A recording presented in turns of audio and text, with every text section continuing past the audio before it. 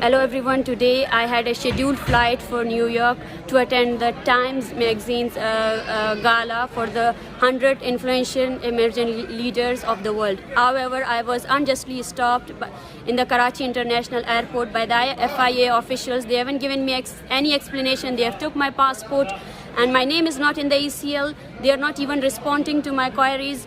I think this is just an act to silence the genuine Baloch voices, because there was not a legitimate purpose to prevent my travel, just to silence the Baloch voices internationally, to conceal the 2 decades long genocide and the human rights violation back in Balochistan.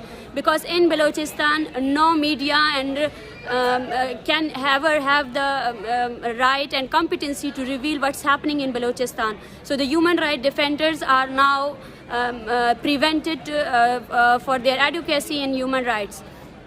And we believe that it will worsen the situation in Balochistan. We will fight back. We will expose the state crimes back in Balochistan.